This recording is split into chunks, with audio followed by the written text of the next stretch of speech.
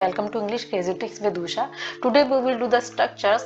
These are fiddle with, stare at, object to, soon after, against और against का एक मतलब और है वो भी हम करेंगे। ठीक है, तो फिडल मतलब होता है किसी चीज से छेड़खानी करना, लाइक कोई बेईमानी करना।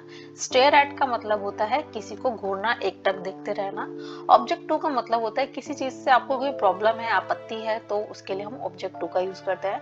सून आफ्टर का मतलब होता है तुरंत कुछ देर बाद। ठीक है, और अगेंस्ट के दो मतलब होते हैं। एक मतलब होता है किसी चीज के खिलाफ या किसी चीज के विरुद्ध, और दूसरा मतलब होता है किसी चीज से सहारा ले लेना या किसी चीज से बोलते ना टेक लगाना, तो वो है। ठीक है, तो सेंटेंस किस टाइप के होंगे कि खाने के कुछ देर बाद ना नहाइए। यहाँ पर देखिए तुरंत बाद मतलब कोई काम आप ना करें, तो देखिए सून आफ्टर का यूज है। किसी ने डेटा के साथ छेड़खानी की, बेईमानी की, तो यहाँ पर फिडल विद का यूज किया गया। वह मुझे घूर रहा है यानी कि आपको एकटक देख रहा है, तो स्टेयर एट लगाया।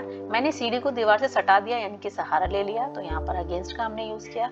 मैंने प्रस्ताव पर आपत्ति जताई यानी कि प्रॉब्लम थी, तो आपत्ति के लिए यहाँ पर आपने लगाया ऑब्जेक्ट टू। ठीक है, अब यहाँ पर इनके हम सेंटेंसेस देखेंगे। हिंदी टू इंग्लिश ट्रांसफॉर्मेशन क्या रूल है, किस टाइप से हमें बनाने हैं। सबसे पहला होता है फिडल विद। ठीक है, तो ये फिडल जो है वर्ब है, तो यहाँ पर ये फिडल्ड मतलब ये इसकी सेकंड फॉर्म है।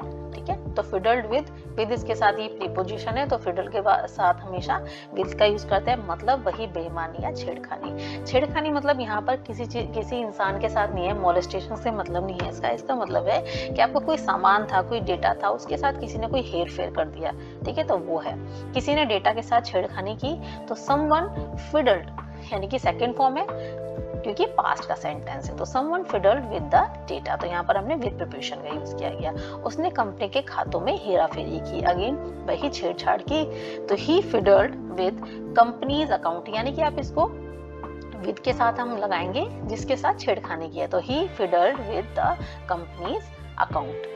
उसने आयकर रिटर्न में हेराफेरी की। ठीक है, तो यहाँ पर देखिए हमने विद के साथ भी यूज किया है, लेकिन अगर आप सेंटेंस को विदाउट अगर विद भी बनाते हैं, विदाउट प्रीपोजिशन भी बनाते हैं, तो भी वो ठीक ही माना जाएगा। तो उसे आयकर रिटर्न में हेराफेरी की, तो ही फिडल्ड एंड इनकम टैक्स रिटर्न। ठीक है, इंग्लिश जो होती है हमारी इनफॉर्मल लैंग्वेज है, तो अगर आप प्रीपोजिशन नहीं लगा रहे हैं तो दैट्स ओके। लेकिन अगर आप कोई कॉम्पिटिटिव एग्जाम की तैयारी कर रहे हैं जहाँ पर प्रीपोजिशन का टॉपिक आता है कि क्या अप्रोप्रिएट आपको प्रीपोजिशन लगानी है, तो यू मस्ट रिमेंबर कि इसके साथ हमेशा विद ही लगता है। ठीक है, तो उसने आयकर रिटर्न में हेराफेरी की, ही फिडल्ड, फिर आप विद लगाएंगे। और इनफॉर्मल लैंग्वेज है तो आप ऐसे भी बोल सकते हैं ही फिडल्ड एंड इनकम टैक्स रिटर्न। यहाँ पर देखिए मेरे पर्स से किसी ने गड़बड़ घोटाला किया, यानी कि छेड़छाड़ किए, किसी ने कुछ पैसे निकाले या डॉक्यूमेंट छेड़े हैं, लाइक दैट। ठीक है, तो someone has fiddled with my wallet. Has क्यों लगाया, क्योंकि यहाँ पर ये सेंटेंस किया है यानी कि किया जा चुका है, तो यहाँ पर सेंटेंस हमारा जो है वो है प्रेजेंट परफेक्ट का, और प्रेजेंट परफेक्ट का सेंटेंस सब्जेक्ट आता है, हैज और हैव आता है, और वर्ब की थर्ड फॉर्म आती है। तो देखिए समवन सिंगुलर है तो हैज लगाया, वर्ब की थर्ड फॉर्म लगाई फिडल्ड विद माय वॉलेट। किसी ने मेरी बाइक के साथ छेड़खानी की है, तो समवन वही अगेन यही टेंस अप्लाई हुआ, तो someone has fiddled with my bike. तो इस टाइप का सेंटेंस बना सकते हैं। तो मैं उसके सामान के साथ छेड़खानी नहीं करनी चाहिए, तो भी आप सेंटेंस बना सकते हैं कि यू शुड नॉट, अब यहाँ पर फिडल आ जाएगा, you should not fiddle with his goods या थिंग्स या स्टफ्स, आप कुछ भी लगा सकते हैं। ठीक है, तो आप ऐसे सेंटेंस बना सकते हैं बाय यूजिंग फिडल विद। ठीक है, स्टेयर का मतलब होता है किसी को घूरना, मतलब बोलते हैं एक टक देखना जिसे। तो यहाँ पर देखिए सेंटेंस वह मुझे घूर रहा है, यानी कि ये जो है स्टेयर जो है एक वर्ब है, तो अगर आप इसको सेंटेंस पे बनाएंगे तो आप अकॉर्डिंग टू टेंस चलेंगे। ठीक है, जैसे हमारा कंटिन्यूअस टेंस है तो आप लगाइए he is staring at, stare के साथ हमेशा एट लगता है, तो स्टेयरिंग एट मी। ठीक है, तुम मुझे क्यों घूर रहे हो, तो why are you staring at.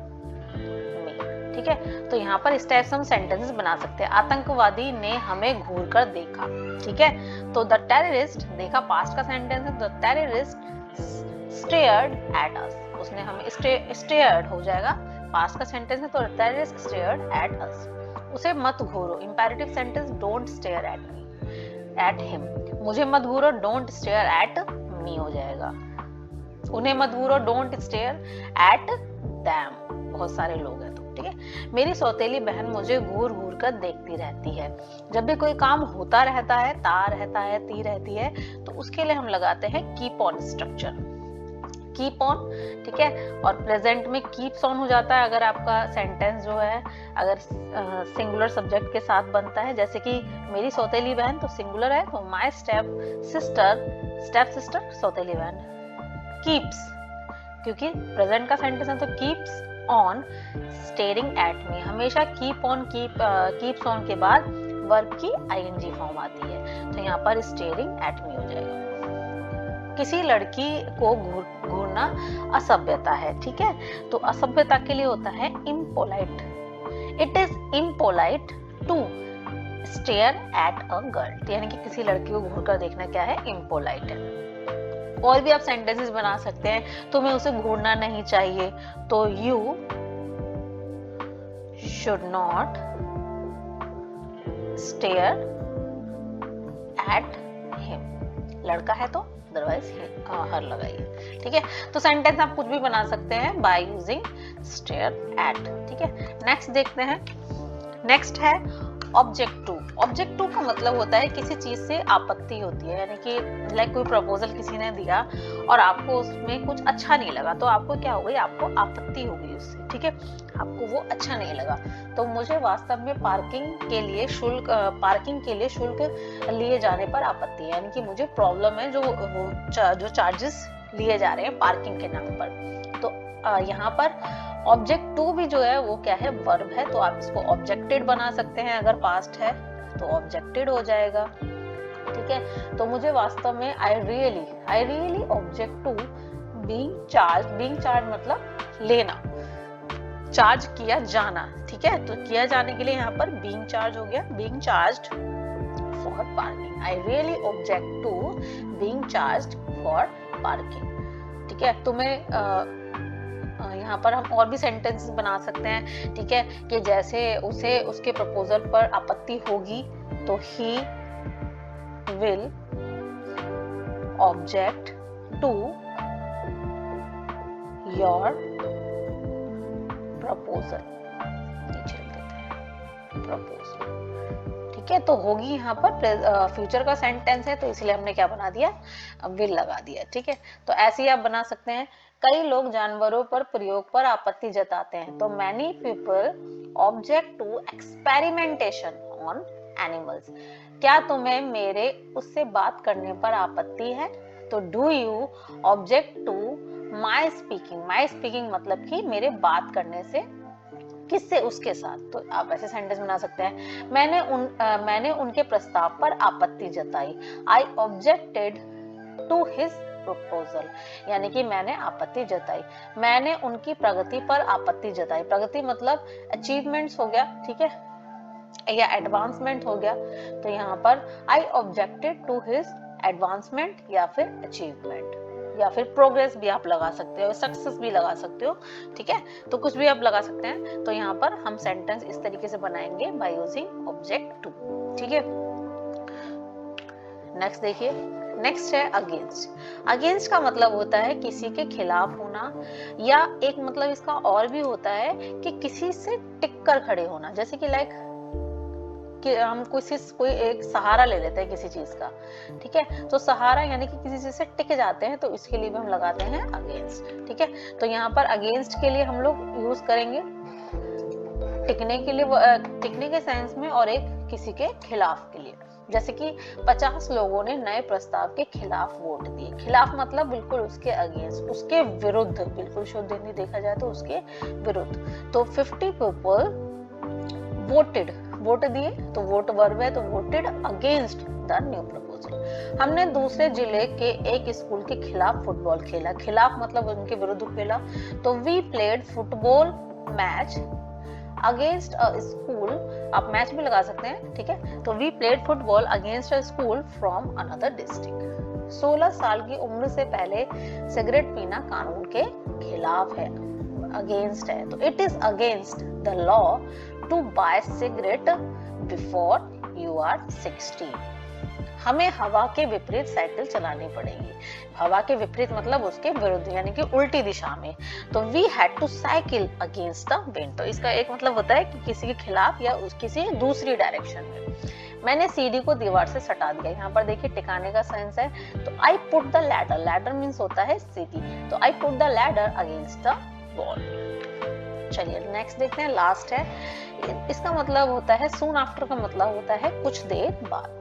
ठीक है, तो कुछ देर बाद के लिए हम लोग लगाते हैं सून आफ्टर, या फिर एक और भी लगा सकते हैं after some time, after some time. खाने के तुरंत बाद ना नहाए, तो डोंट बाथ टू मतलब उसके साथ ही ना नहाए, यानी कि मतलब कि आप ना नहाए। टू यहाँ पर भी के सेंस में है। ठीक है, तो यहाँ पर अगर नहीं भी लगाया तो भी हमारा सेंटेंस बन जाएगा। तो डोंट बाथ सून आफ्टर, तुरंत बाद किसके, खाने के।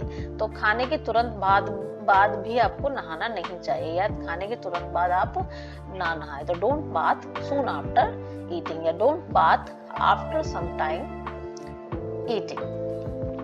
यहाँ पर देखिए वह बीमार पड़ गए और कुछ ही समय बाद उनकी मृत्यु हो गई। तो ही फेल, मृत्यु हो गई, ही फेल इल। ठीक है, या हम लगा सकते हैं